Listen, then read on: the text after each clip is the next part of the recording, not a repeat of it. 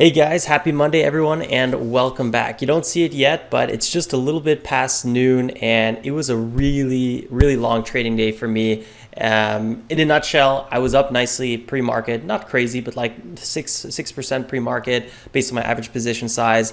And after the market opened, I went close to my max stop on the day, and then I made myself just get a little bit off of that, but I'm still overall red. When we go to our P&L, actually I'll show you guys my P&L right now. Here it is. So actually we're up $1,800, my P&L. I know I just said I had a red day, and actually I did have a red day. But you'll notice here something that if you've watched this channel, especially recently, you'll probably think, wait, there's something off. And that's because we have coin here up $2.5 thousand. That is a trade I've had open for a really long time, since I think basically the direct public offering of Coinbase, which I think was like April or something like that. So I started a small size on the DPO, the direct public offering coin had, and I kept on buying into it, and I've been holding it ever since. I was buying it until like 220. So we were building a big size, and my goal was to sell Coinbase on a big rally, which we had over $300, which it is, into a crypto bull market, which right now we're having. So boom, I went ahead, closed that position. Now, if coin sells off a little bit more, again, goes back under $300, there's a good chance I'm going to buy it, especially if crypto is still in the bull market, because then I think we're going to have a healthy correction here on coin, and we'll have another rip. I'll talk really briefly about Coinbase later, but because I actually did a few more swing trades I'll talk about in a second. But really quickly, there's just so much to talk about today. So I think I'm just going to go through these tickers really fast. If you guys have any questions about any of them, any trades, obviously the Discord is always the best place to go, or just leave it in the YouTube section or in the comment section below this video. And don't forget to drop a like, guys, if you enjoy the content, because I really do appreciate that. So let's go talk about these tickers really fast. I'll talk about my swing trades, and then kind of talk about what I plan on doing for it, because it's a hot market right now. And right now, I think there's some really good opportunities for accumulating near lows on multi-day runners that have those multi-day runner potentials, just like BKKT or DWAC, the Trump SPAC. So there's just so much going on. Unfortunately today though, like you see here, you pretty much have to minus my whole portfolio or my whole P&L by $2.5 thousand. So I'm down around $800. Well, actually a little bit of fake news. I'm actually only down 700 today. So it wasn't really the worst day. It was definitely a solid red day though, because that's like 6% based on my average position size, which is a pretty decent red day. 10% based on my average position size. If I'm ever down, it's a max stop on the day. And GRNQ was really the pickle that just messed me up so hard. So let's get started with this one and go to the day trading chart, and boom, here it goes. So GRNQ, you guys are gonna laugh at me so hard when you see this, because this is just embarrassing. This first trade is literally embarrassing. So before we talk about it, let me actually go to the daily chart and show you guys this ticker. Now, this is no stranger to me. We've traded this ticker many times. I know it's kind of like a one day gapper, and that's pretty much it. We had some pretty decent volume coming in today, and we are over the 180-day simple moving average at 1.6. That's a really key area, this 1.5, 1.6 zone. So keep that in mind. I'm not really going to be talking about catalysts today at all. I usually don't anyway, but today I'm really not going to focus on that so much because it just wasn't really so important today on any of these tickers, because the volume is just so important. It's so high right now, and price action is really the only thing that makes sense. So GRNQ, we had two attempts here to break over 1.3, both failed. We had this attempt as well. This was a little bit scratchy, and then we finally broke over 1.3 and started running toward that big resistance 1.5 zone. And I bought this pullback. I actually had a really good entry on this pullback, 5,000 shares, not a really big position size, a real classic starter size.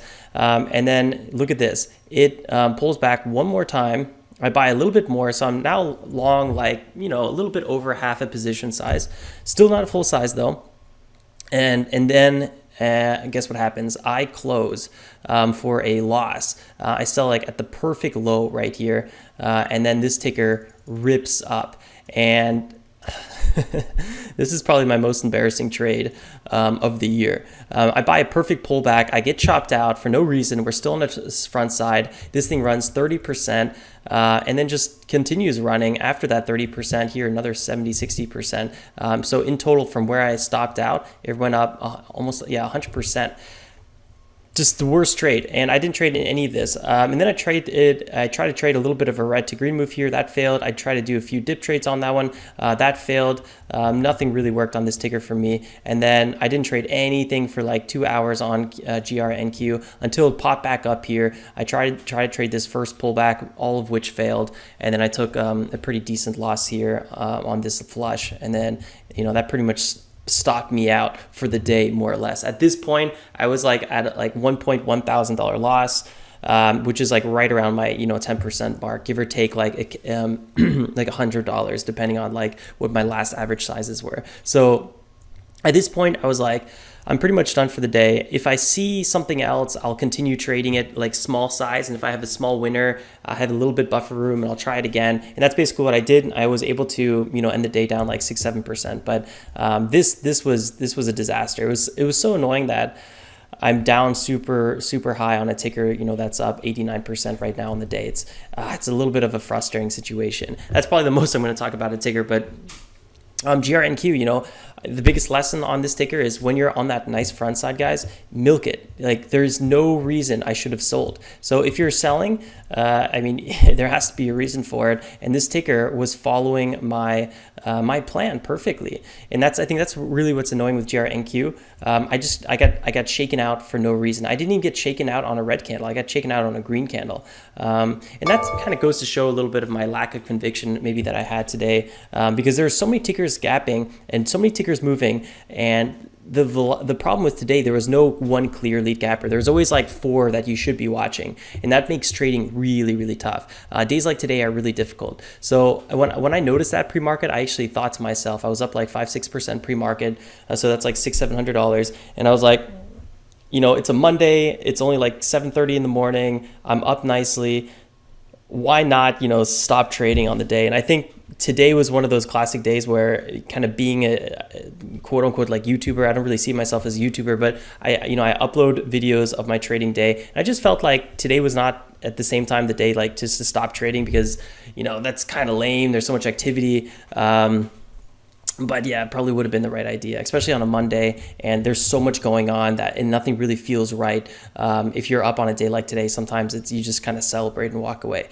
Yeah, that's kind of my thoughts there on that one. So CRTD, let's keep going here. This was another ticker. I'm down on 365. Similar issues on this ticker. Look at these daily charts, big gap downs, but over the 180-day simple moving average, everything at the market open was so ugly today. So I'm happy I didn't trade the market open.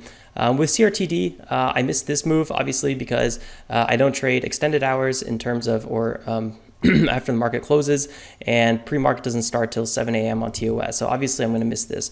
I tried a little bit of a move here on CRTD when there was a pullback, and I was looking for a ranging back to VWAP move, which kind of happened, but somehow I ended red on this one, which was a little bit annoying. But I think the lesson on CRTD is, when there's so many tickers gapping, try to find the best one. And, CRTD definitely was just never the best one. So I should have just never traded CRTD at all. I'm going to skip BKKT for now because I want to talk about BKKT a little bit longer. And there's more for me to talk about on this ticker. So let's skip that one. Go to KRBP right now. Oh, that was a hard one for me to say. KRBP.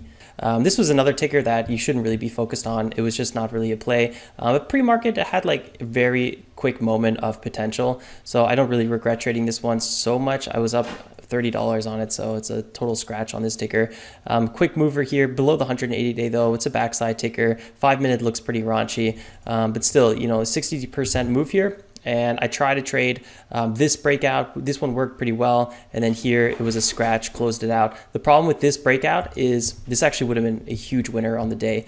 I got filled at almost a perfect low, and it rips 20%. But you could see the problem. I only got 75 shares, so I had a partial fill, like a partial fill, pretty much just a total not fill. Percentage-wise, this was a huge winner. We're talking like 13-14% winner. So this is probably going to be my biggest percent winner of the month in one trade. So that was really nice. But again, I didn't get my fill and kind of ruined it there on that.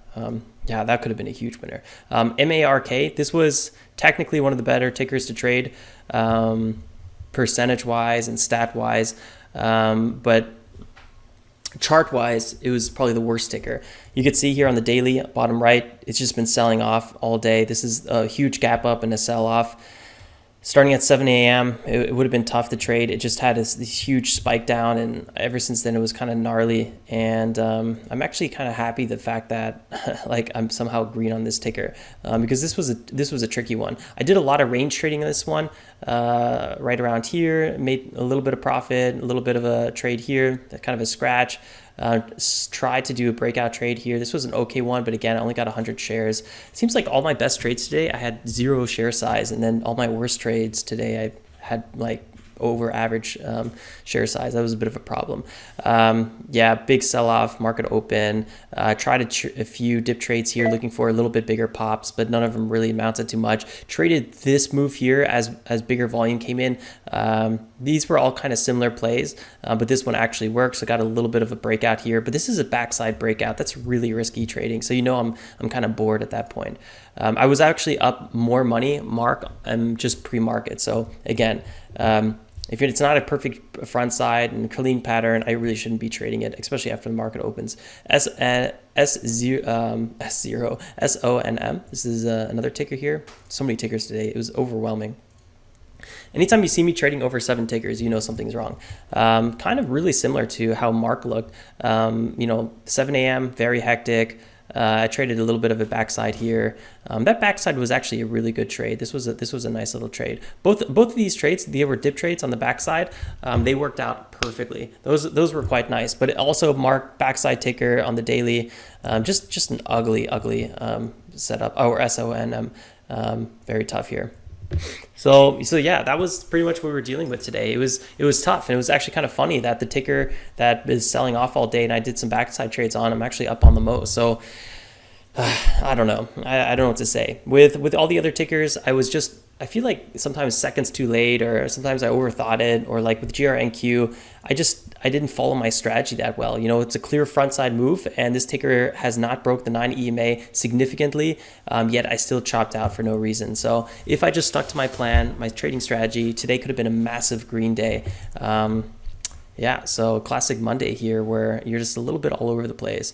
So let's talk about BKKT, because if you guys don't know, this has been a ticker, and in this chat room, this was really smart.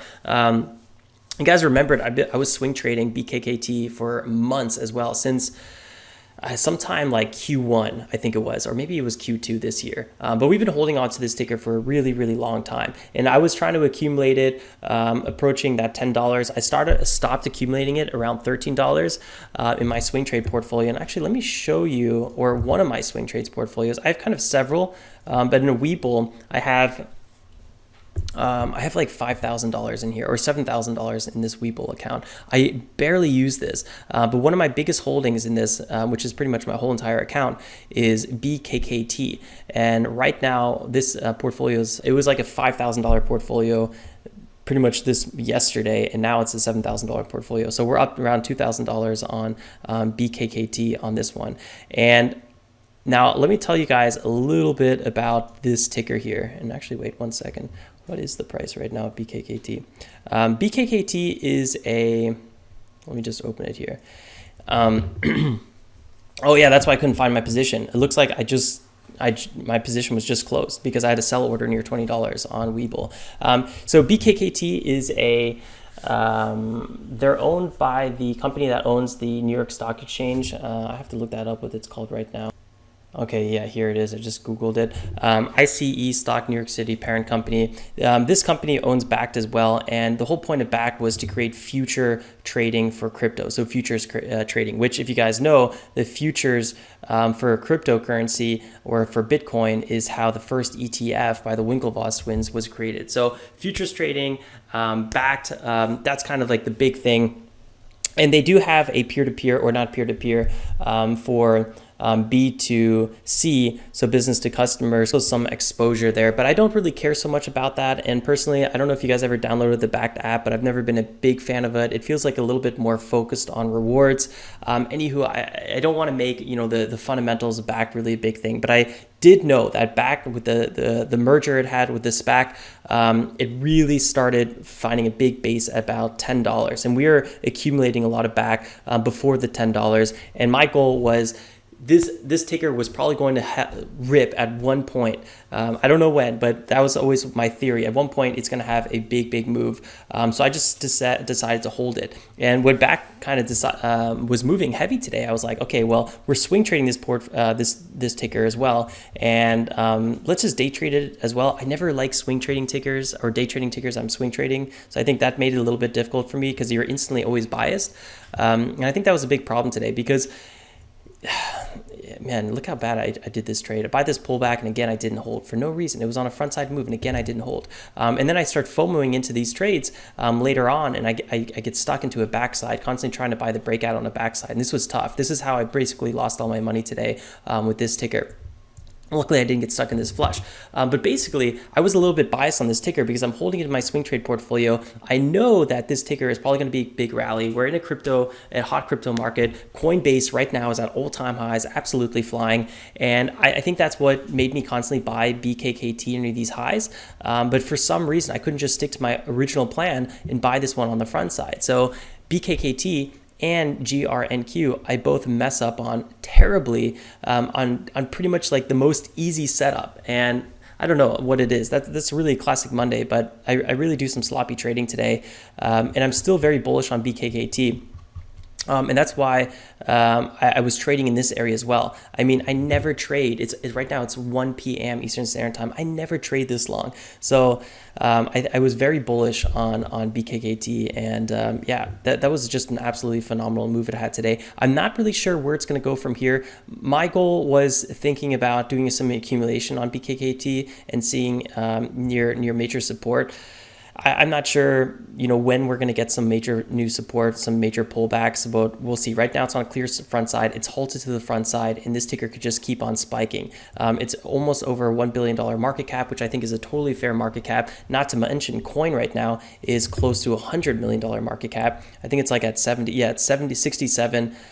67 down here. So I think this ticker has potential to see maybe like 350 or so before seeing a bigger pullback. Maybe it's going to start consolidating here. I would like to buy it in the 290s or so. We'll see what happens. But right now, just, the Coinbase or crypto is such a hot space. And I really think that we're going to see back have some good continuation. So if you're looking at any crypto stocks right now, me personally, I'm going to be looking for some potential swings in them. So if we see, a bigger sell-off on Coinbase or BKKT, or some midday levels holding strong, or some pre-market consolidation zones, I think I'm going to start buying them in my retirement account or my swing trade portfolio, and then day trade them a little bit more. Not usually my favorite thing to do because my swing trade and day trading kind of mix me up a little bit. So if I don't day trade them, I definitely won't day trade coin, that's for sure. But maybe I'll keep day trading BKKT. But right now, I think it's a time for these multi-day runners to come in. So I'm going to be looking for that with my retirement, my swing trade portfolio. And there's just some really good, exciting stuff when it comes to hot momentum, swing trading, buying big support zones, and just having these multi-day runners. Yeah, I could make a video if you guys want. Let me know about, let's say, Coinbase or BKKT specifically.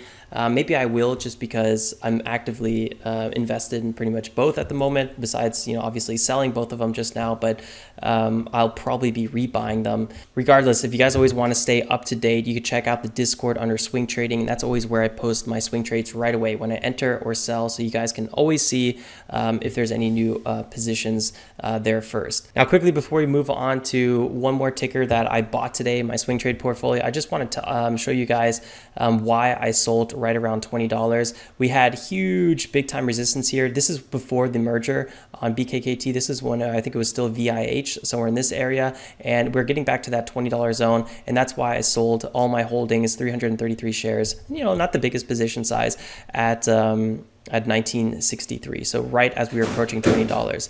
And I'm not really sure if I'm going to be re-entering this trade right now. Most likely not. Really quickly, just go to the swing trade portfolio and wrap up. So this one, we just bought a little bit more of XL. This is the only new trade right now. Now, if you guys are aware, Tesla is absolutely ripping it today. They had a $100,000 order from Hertz. Yes, the rental car company that literally went bankrupt more times than we can count and is the classic meme stock. In a weird way, I feel like Hertz, did this just to kind of get back on the retail traders kind of page a little bit. So this is weird. Anyway, Tesla is flying. It's back to like a $1 trillion company, and Hertz is doing well as well. So actually, let's look at Tesla.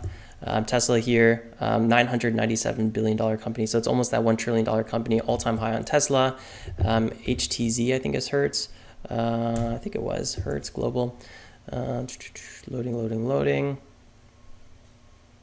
It's not loading right now. Anyway, it's not so important. The point I'm trying to make is if we just go back here and go to XL. XL is a company that does car modifications for commercial trucks and whatnot. Now, XL was also a bit of a meme stock. This ticker was everywhere for a while, and it sold off about 85%. And I love dumpster divers. That's one of my favorite ways to swing trade. So now this ticker is at all-time lows. We had an alert order that went off here. That sometimes I have alert orders that just enter for a very small position size. So it's on my watch list. It's on my current accounts. That way I'm kind of paying attention to it. Otherwise I forget about it, because TOS alerts, half the time they don't work and they freak me out a little bit. So I actually enter a position as my alert, which is a bit weird, but it works for me. At this point, I'm not really sure how much this ticker is going to sell off.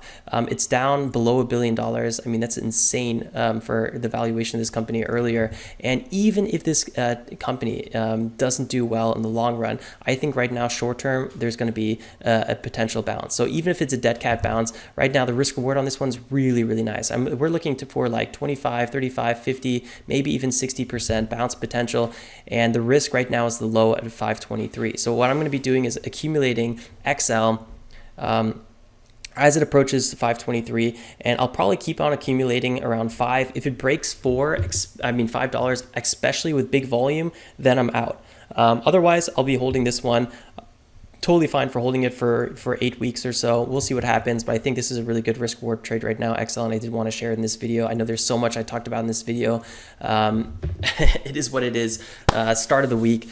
But hey, this is what we've been waiting for. It was a super slow Q2, Q3, and pretty much Q4 so far. So it's nice to have Momo back, and spending a little bit longer time talking about all the new updates, especially after the weekend, I think is really good. So guys, I hope you enjoy the rest of your trading day. Stay safe out there, because these flushes on BKKT are absolutely hectic, and I'm surprised this ticker has not opened up yet again. This halt now is what, 315 or 310? No, not even 308. It got halted. And right now it's 21. So big halt there. Doesn't even look like it's going to be a 10-minute hold. Maybe it's going to be an hour plus. Who knows what's going to happen? A lot of the halts were delayed. We had like 12-minute halts today. It was very weird trading day. Weird stuff. Anyway, guys, drop a like if you enjoy the content. Easiest way to support the channel. Subscribe if you're new. We'd love to have you part of the community. And like always, guys, I'll see you then first thing tomorrow morning. Stay safe and make some awesome trades. Ciao, ciao.